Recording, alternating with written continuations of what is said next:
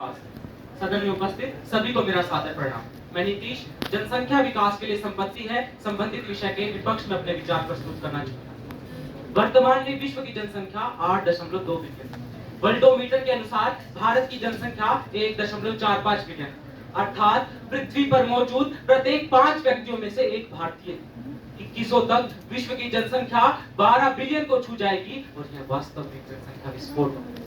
मान्यवर, अभी मेरे प्रतिपक्षी मित्र जनसंख्या के इतने अधिक फायदे गिना रहे थे कि एक पल के लिए तो मुझे लगा कि भारत, अमेरिका, जापान और रूस से तो बहुत आगे है, परंतु मेरे मित्र तो खुली आंखों से स्वप्न देख रहे हैं। यदि किसी नवजात शिशु के आने से 2 हाथ बढ़ते हैं तो उन्हीं 2 हाथों के साथ एक पेट भी आता है, जिसको भोजन भी तो चाहिए।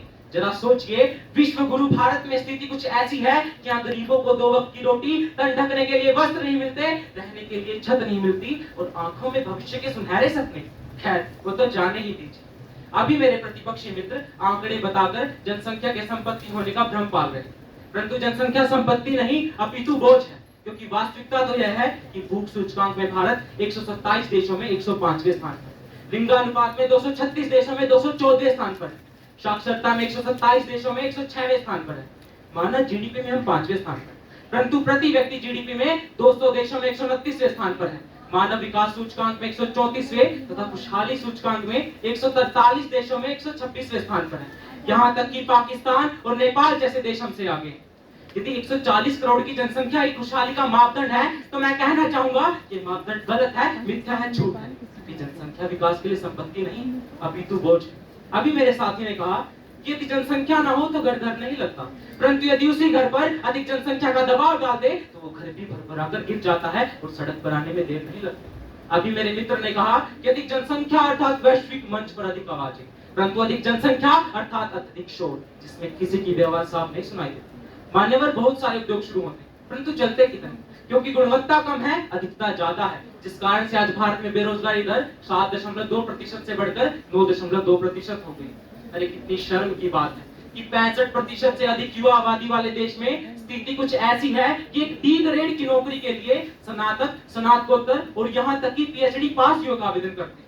भारत में युवा तो है परंतु कुशल नहीं। आज इस जनसंख्या रूपी संपत्ति को आटे की नहीं अपितु फ्री डेटा की चिंता है। यूं तो उत्तर प्रदेश हर वर्ष एक नए ऑस्ट्रेलिया को जन्म देता है, परंतु क्या हम ऑस्ट्रेलिया और उत्तर प्रदेश की तुलना कर सकते हैं? न साफ हवा, न साफ पानी, न साफ खाना, न उचित शिक्षा के अवसर, और तो और बढ़ती महंगाई की जड़ भी यह जनसंख्या ही है, जिसे मेरे मित्र संपत्ति बता रहे हैं। अभी सदन में रोमर के सिद्धांत की चर्चा हो रही थी, परंतु महान अर्थशास्त्री माल्थस का भी तो यह मानना था कि अधिक जनसंख्या से युद्ध, अकाल और बीमारियां बढ़ेगी, जिससे समाज सभी व्यक्तियों को भोजन नहीं दे पाएगा और अंत में मर जाएगा। मान्यवर, जिस जनसंख्या को मेरे प्रतिपक्षी मित्र संपत्ति बता रहे हैं, वही जनसंख्या एक दीमक की भांति भारत को खोखला बना रही है, और यदि समय रहते इसका निवारण नहीं किया गया तो भारत को श्रीलंका या बांग्लादेश बनने में देर नहीं लगेगी। मैं सदन में बैठे प्रत्येक व्यक्ति से यह पूछना चाहता हूं कि यदि जनसंख्या विकास के लिए संपत्ति है तो क्यों भारत की संपत्ति अमेरिका, ब्रिटेन और कनाडा जैसे देशों की गैर कानूनी तरीकों से दीवारें फांद रही? संक्षेप में कहूं तो पृथ्वी ग्रह पर मौजूद लगभग सभी समस्याओं की जड़ यह जनसंख्या ही है, जिसे मेरे मित्र संपत्ति बता रहे हैं। धरा कह रही है और कितना करोगे मेरा खनन, धरा कह रही है और कितना करोगे मेरा खनन, जनसंख्या नियंत्रण पर कुछ तो करो मनन, कुछ तो करो मनन। अंत में अपनी वाणी को विराम देते हुए बस इतना कहना चाहूंगा कि बाढ़ पानी की हो या जनसंख्या की, तबाही मचा ही दे। धन्यवाद।